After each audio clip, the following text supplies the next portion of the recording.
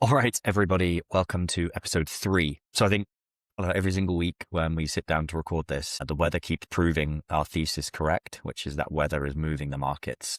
And so this week there's been a lot going on, lots to get into. We've obviously already spoken last episode about the winter storm that hit both sides of the Atlantic at the same time, but now a little bit of a different topic and twist. But that winter storm has basically just shut down many major US transport corridors, rail closures across the South Atlantic. There's been a massive reduction in drayage capacity. And clearly East Coast ports are now reopening. But I think down still in the southeast of Florida is dealing with some lingering cold. I even saw some people commenting on how iguanas are becoming paralyzed and falling out of trees because it's been so cold. So the cargo just is not flowing inland in the way that it normally is. And it's also happening in Northern Europe as well. So Hamburg, one of the busiest ports in Europe, is totally congested. There's a lot of rail being disrupted. Strong winds in the Channel and the North Sea have actually forced a bunch of vessels to shelter near Le Havre. So the thing to watch is probably as these winds die down and as that capacity starts to move back across the Atlantic, then as they're arriving in ports on the East Coast, there's going to be a bit of a bunching effect on that flow of traffic. On the agricultural side, looking at Brazil, where you're based, Paolo, there's been some moderate to heavy rainfall across the central growing regions, forecasted now and throughout mid-February. So it's probably not going to be a massive kind of wipeout of supply, but there's definitely, because the crops are already in the ground in some cases, but there's definitely a quality risk and a logistics risk. So we're talking, corn, soy, coffee, sugar. Similar story perhaps in Argentina. So but there's some raised risk. So in the Pampas, it's actually been dry and cool. January was really dry. So yeah, the yield risk in Argentina for corn and soy is pretty real. In India, their Met Office has actually flagged that it's a much hotter and drier February across the northwest wheat belt. We've actually seen rainfall basically tracking at 78% of the long-term norm, with temperatures above average as well. This is the type of composite signal we were actually talking about in the last episode. There was a paper on it talking about higher rainfall combined with higher temperatures in that particular case. But yeah, of course, look, heat and dryness are going to be things that are going to be impacting the growth cycle. At a macro level, we're seeing that there is general stratospheric warming happening globally this month, as well as the polar vortex disruption. So basically, plain English, it means probably a continued chance of cold air outbreaks further south than you would normally expect in the US and Eurasia, potentially later in February. So that big movement on gas and natural gas prices that we saw, probably there's going to be continued kind of elevation of that. Probably from a climate perspective, we're seeing that La Nina is weakening, still in the mix a little bit. Definitely into late winter, into early spring, there's going to be these cold spells potentially. And so, to wrap up the intro, it's a pretty hectic world happening right now. Last episode, we're looking at just quant trading 101 with the moving averages strategy and cocoa futures. Although you obviously walked through the basics of quant trading and looking at that case study. So if you've not heard that one, go back and check it out before watching this one, because it kind of really builds and sets the foundation for what we're going to be talking about in this episode. But maybe just to introduce ourselves again. So I'm Josh. I'm the founder of EHAB.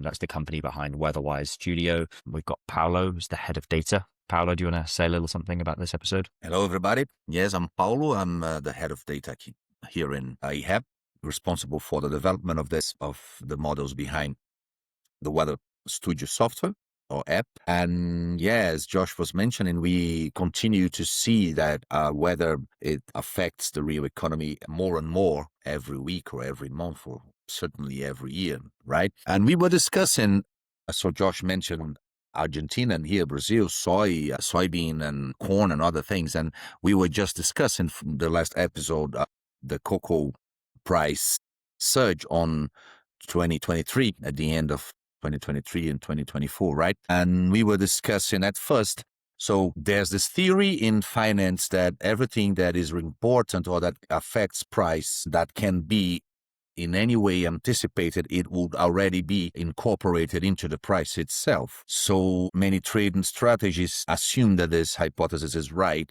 and just use the price itself along with volume and things like that, and the different relations or the different prices in any given day. If you're talking about daily data, we have high, low, open and closed prices. And we just illustrated on the last episode one of this, the very I think the simplest maybe strategies to quantitative trading, which is using data to automate decision making when doing trades. And we just used a simple strategy, which is the moving average crossing strategy. And we showed that, well, in the last episode, we optimized really moving average crossing algorithm using historical data from cocoa futures prices. And then we applied the model that we learned 2023, the end of 2023 onwards. And of course, if we train and optimize a model using data from a period where the market is normal, and then we try to apply that model to a stressful market period, it usually won't work very well. But what we are trying to, we want to show you guys from now on is that, well, we know that in this case of the cocoa, the weather had a really prominent role in the price movements, and it happens often, and that it might not be already reflected in the price, this weather extreme conditions in regions at the crop or farms regions. And then using weather data could help us anticipate these kinds of market and price movements. And in this case, we are going now to show you guys for the first time the beta version, so to speak, of our Weather Studio app. So we have, and we discussed that earlier as well, right, Josh, that we are not just providing access to raw weather data, but to what we call weather signals, which are already functions or combinations of weather variables that we know from our research that they correlate or they can help predict the impact of weather in different aspects of the economy. Okay, so of course, right here, I am already logged in the platform. The idea of WeatherWise is twofold. Actually, it's manifold, but let's start with these two first features. The first one is what we call here signal templates, which are pre-built signals that our team, our research team, built to correspond or correlate with different aspects of the real economy. So in this page, everybody can log into the website or create a free account or trial account so you can do it yourself and check what we are showing you as well. So at this page, we have many signal templates organized by their context or economic context, right? Risk and safety, platform, logistics, and so on. And right now, this is one of the main features as we were discussing. The other one that we might take a glimpse at later on is the custom signal, which is the idea that you can easily define your own functions or combinations of weather variables and apply them to historical data. So let's start with our signals. So I'm going straight on to agriculture, where we have a few readily available signals. Some of them are in the lab, and these are the ones that we are going to explore in the next episodes, which are made for cocoa specifically because they consider what are the characteristics of cocoa crops regarding what kinds of weather conditions are the ideal for each step in the development of the plant. But we have also general crop risk signals, so crop frost, crop heat, drought, and harvesting conditions risks. So these are a few templates that we already have. And I'm going to use the drought risk first, which is a signal ranging from 0 to 1, which is normalized, and it includes lots of variables. This description here is right now really succinct or small, but we use for the signal the temperature, the wind, and other weather variables that are relevant for drought risk, which will be listed here as well. So I have to choose a location, and this is something that we discussed also in the previous episodes, which is this is key, right? To know, okay, weather is important, but in where, right? In which region?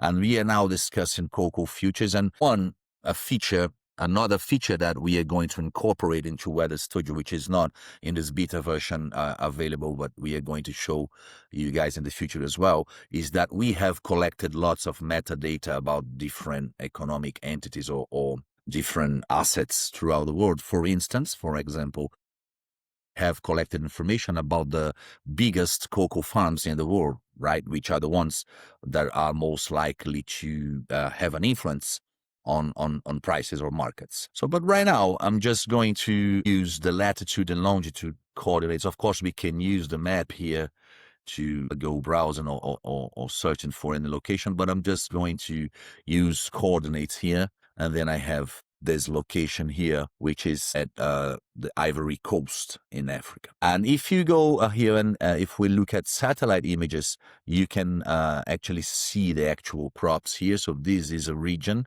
with different, with big cocoa farms. So right now I'm just, Josh, going to start with using a single location. Okay, so we're just going to calculate the signal for this location. This is the drought risk, which is already predefined. And then the only thing I have to do, we have here a component which gives us some market context. So we can choose for different indicators here, automatically just picked the Invesco DB Agriculture Fund, the pricing, the daily prices, the candlestick charts. People from finance know that quite well. We've mentioned it also on the last episode. This is the charts that were created by the Japanese rice traders. I think it was the 16th or 17th century that we mentioned. I'm just going to click now on this button, run signal analysis. And what are we going to do here? We just get this function, this definition, right? The combination of variables, which there are many operations that we can use over weather raw variables. We just calculate that historically. We can generate hourly signals, daily signals, or even less granular signals, or monthly, weekly. We calculate historical values. So this is the historical chart from 1980, and we can we also automatically we create a forecast for the next 16 days of that signal in that location.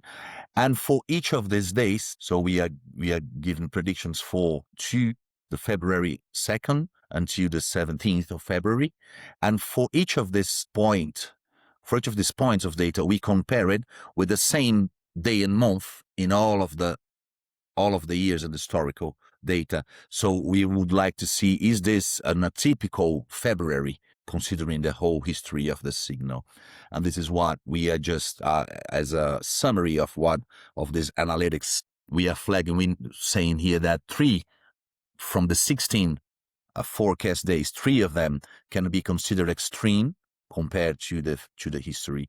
3 out of 16, we do not consider it something very extreme or urgent. So we just created like an automated action recommendation here, which is right now saying no action required because there's no many extreme days. Of course, all of this can be customized and the call for action can be parameterized in many different ways, but it's just like the plain vanilla usage of the signals. And I can see there, Paolo, there's a button which says connect via API. So if I click that, does that mean I can immediately basically pull this data into like another model that I'm building on my own computer? Yeah, this is very interesting, Josh, because, well, it's an API. I think many people already know how this works, right? So we have here you can use Python or JavaScript or CURL. And with this, for instance, you can paste this code in a Python notebook, and you can get the signal, the historical values and the forecast values and everything in your code. This is something that we are working on a lot because we understand that depending on how you're going to use this for more technical users, or if you want to integrate the weather signals into your data pipeline to just use them as features for a machine learning model, for instance, or if you just want to use the signals and create your own reports or dashboards, this is where you're going to use it. But also with this front end page, you can also investigate it by yourself using the browser. I think I asked that question, Paolo, because I know it's something that you're working on right now. But if I logged into the platform today and I wanted to back test and I wanted to understand how this signal has performed, like the exercise that you did, obviously in the cocoa futures example last episode. So I would go here, I would create my signal from the template. I would then connect via API and I would pull that data in. And then I could do my own back testing on my own computer. But you're working on a feature to do that in the platform as well. Do you want to mention that? Yeah, of course. The idea here will be we are moving forward with this, studying the signal with relation to the price. And the idea is to be able to use it. Well, we see different use cases here. Of course, in this series, we are talking a lot about trading and quantitative trading and things like that. But there's also other use cases for weather signals, for instance, operational control. So if you are running hydroelectrical power plant, for instance, you might be very interested in what's going on along the river basin and in terms of rain and precipitation, or if you are an insurance company and you have losses that are caused by weather, but you don't actually know what are the exact weather conditions that lead to these losses. The idea is that we're going to have a module where you can upload your own time series data for a given location, and we are going to use machine learning to try and learn what weather signal or signals are most correlated with your time series in a given time lag, so that you can then use this app to investigate how weather actually affects your index, your price, whatever quantity you're interested in. So this is something that we are willing to do. With this here, it's just like in the statistics we would call it like exploratory analysis or descriptive analytics, where it's just describing data and looking at it. I would like to, for instance, come here. I'm sorry, my mouse pad is not very good. The latest data here, and I'm just going to zoom in because I want to start around 2022. So this is this drought risk signal as it is created. It's not really showing us a lot, because what we would expect here, of course, this is just a single location for cocoa farms around the world, okay, and it's just one of the template signals. We would like to see something around the end of 2023, which is quite extreme, right? So around this phase here. And we actually, using our eye, I mean, we cannot really detect anything in this particular situation, but let's see what happens. So now what I'm going to do, Josh, is just, I'm going to add another location. So as I said, we have collected data about cocoa farms, not only cocoa, right? Just to use this example. And I'm just going to add a new location for cocoa farms. And now the system responded by asking me this. The idea is I'm not here. I do not want several time series, a different or separate time series for each location. What we want here, the idea of this weather signal is a single variable. So right here, we are going to combine the drought risk template signal for these two locations. And we can do it in many ways. I'm just going to use the average right now. We can, of course, use weights. And again, in our metadata, we have the estimates of, for instance, the production, the size of production in each of these farms. And we could weight by that, for instance. That seems like a relevant weighting variable. I'm just going to do 50-50 here, okay? And then click again on the run signal analysis. And then we're going to have in a few seconds our charts here. But then, so what I would like to illustrate here, again, there are many ways to use these tools or this data, but what I want to illustrate here is the ability that we have to just manually or visually investigate, okay? So this is 2022. And again, even with these two locations, I don't see anything too extreme to explain those. Because, of course, weather is, by definition, a seasonal phenomena, right? So that's why we see these waves, because, you know, we have the 4 seasons and weather repeats itself in a sense. In this case, we see different waves, and we can look at that. The 2023 wave had a higher peak, the 2024 and 2025 as well, than the other one, the other ones that came before. These might be an indicative. So what am I using this for? To understand that it might not be the drought risk template signal by itself, but for instance, and this is another feature that we are adding to the system, which is the ability to create composite signals. So I can use drought risk signal and, for instance, calculate the historical percentile, or just do seasoning and calculate the residuals, and to catch if I believe that what is really carrying the information here is the size or how extreme the peaks are. I can define a signal to capture just that. Right? Because this is, I'm just using, as I said, a platform right now to do some visual analysis or descriptive analysis. So we can see that, even though not in a very extreme, clear way, at least for the human eye, if we fed that into a neural network or something like that, it might as well find patterns that we are not seeing here. But even with this, and again, we're just using 2 locations. There are many other important cocoa farms in the world, but it's already showing something, right? I'm just gonna now, I would like to just change the template. I don't know, Josh, feel free if you want to comment anything as we go. We have other templates as well, which are good for agriculture. And I'm going to, instead of using the drought risk, so the conditions are a little bit different, I'm going to use crop heat stress risk, which is a different signal, different tailored for different situations. And I'm just going to use the same coordinates. No, this is going to use mean for starters, and then we can see what goes on. And again, using the app makes it easy to compare the different templates. I'm just using these predefined signals right now. We can actually show a little bit of how it would go if we wanted to create a custom signal ourselves, right? I'm just going to do that, and that's it. And for this signal, so we have 2025 here, this different template, which captures more extreme conditions. So in it, we can really see how 2023 was an extreme, suffered a lot of heat stress in those locations, right? So this is comparing to 2022 or 2021, right? We can see that 2023 was a very stressful risk. Very severe. And again, we know that it's not only a drought or heat stress that affected cocoa prices. It's actually more than just drought. It was also a drought followed by a huge amount of rain.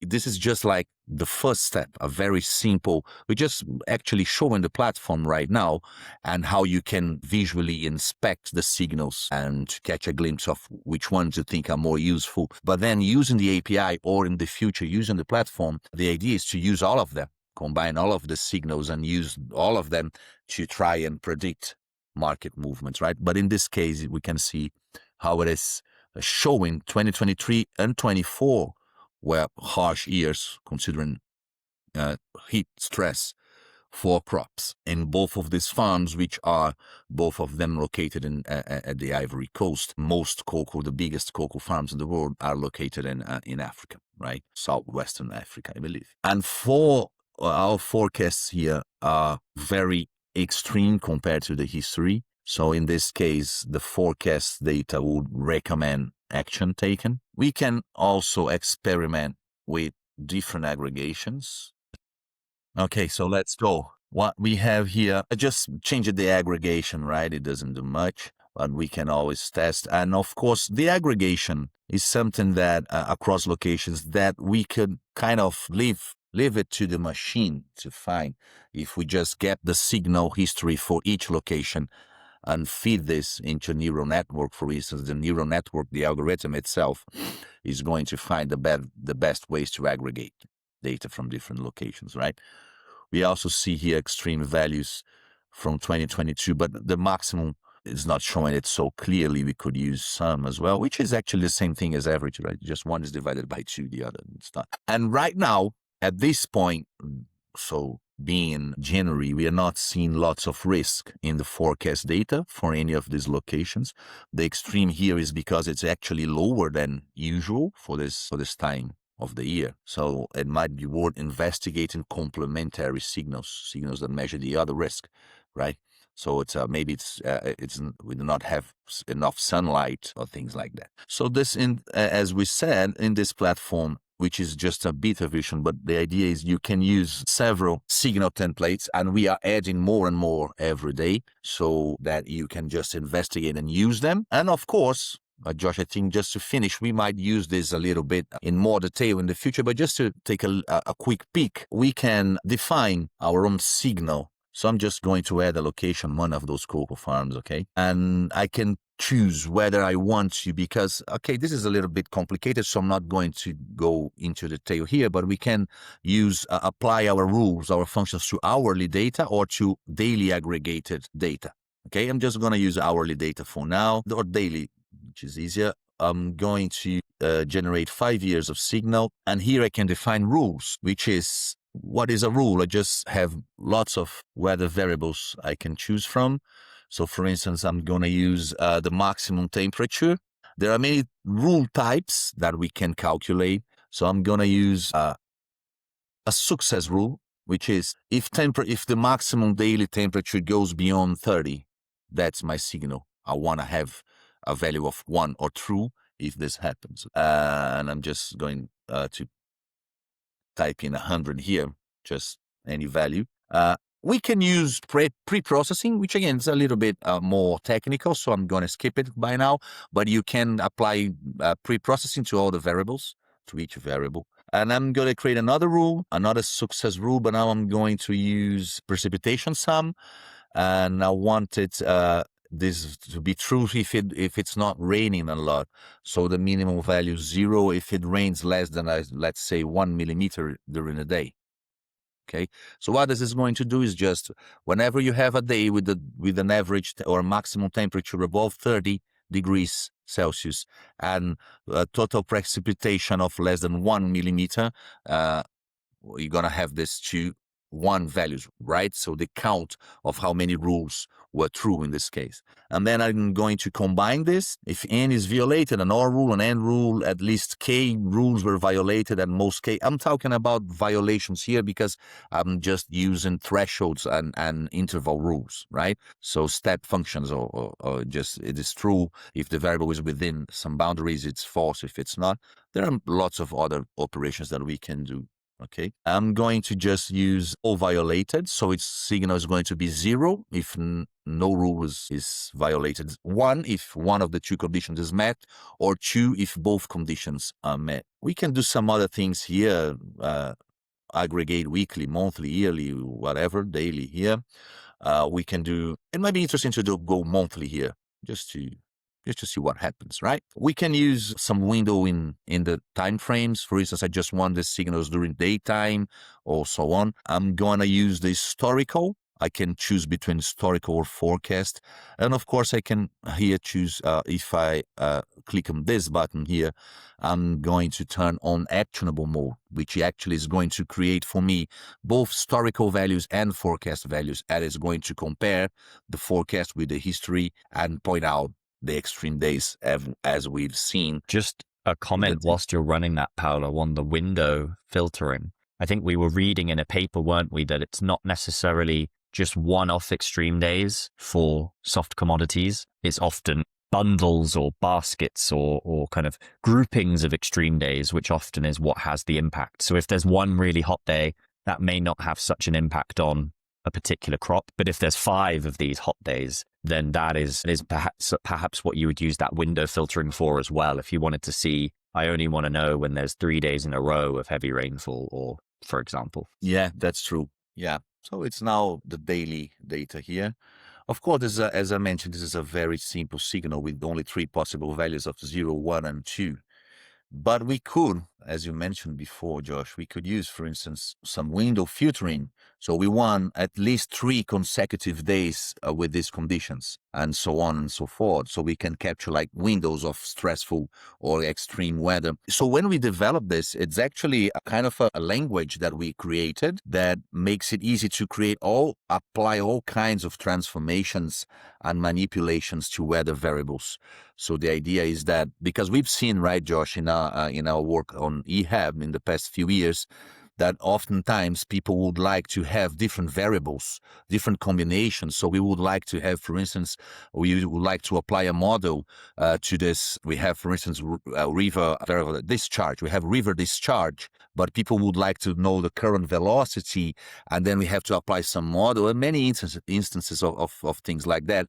And we would create these variables for our clients, but then we get this idea. So what if we create this framework where everybody can easily create their own variables and experiment with them and download them or consume them via API, or create many different variables and use them for whatever is your objective or your goal. So we've created this. If we at some point, I'm not sure if it will be in this podcast, right, Josh? But there are many optionalities involved here. So many different operations in different orders of steps that you can apply to data, to weather data. And as I said, we have also the composite signal, which the idea is you can create your own variable and then create a different variable on top of it, or combining all different others, it's like it gives you complete freedom over the manipulation of raw weather data and makes it very easy for you to define these variables and consume them. So I think in the next episodes, right, Josh, we are going to start working with the API itself. So we're going to bring this into our Python notebook to get lots of signals, or one signal, start with one or two signals, and try to apply some quantitative strategies, trading strategies using these signals and see what happens, right? And I think the process that we're trying to lead everyone through is,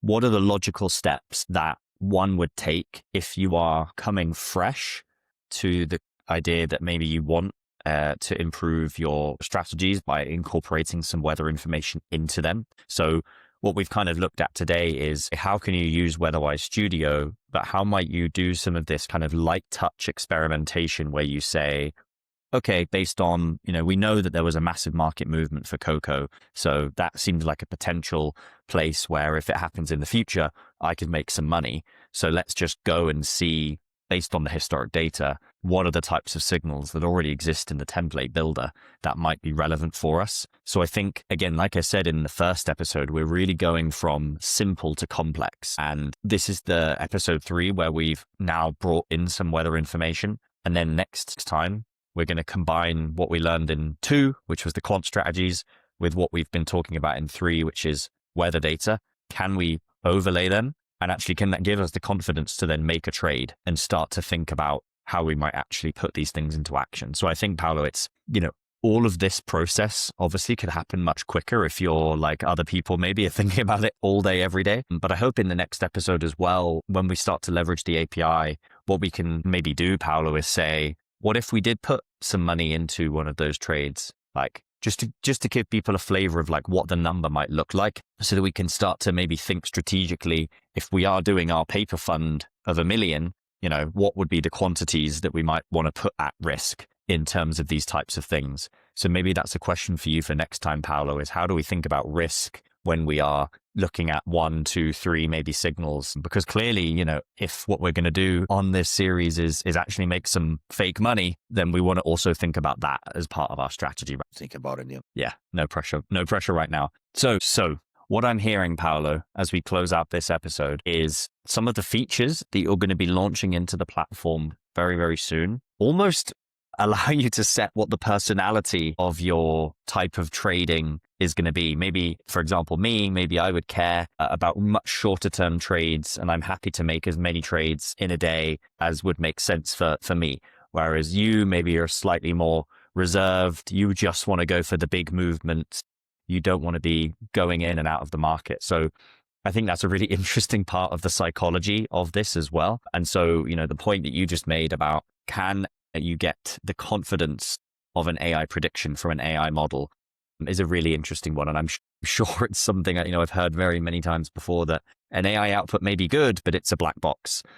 So of course, what we're trying to do is lift the lid a little bit here so that you can combine the biggest upsides of using machine learning and these kind of data-driven trading strategies with, of course, what still needs to happen, which is the human decision on the quantum of the trade, the timing of the actual trade, understanding the confidence on the signals. To close out this episode, really, really great to have everyone watching, seeing our platform for the first time. If you go to weatherwise.studio, you can start playing around. You can follow along with what Paolo is doing on the screen. Always improvements that are being made. And if you have a specific feature or request that you think Paolo should build, then just comment on the videos or reach out to us, and we'll be really happy to hear that feedback. So thanks, everyone. See you in the next episode. Bye-bye.